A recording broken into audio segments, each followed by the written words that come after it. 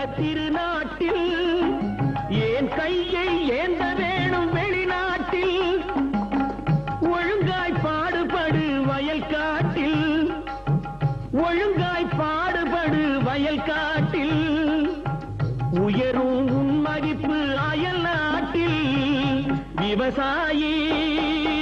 விவசாயி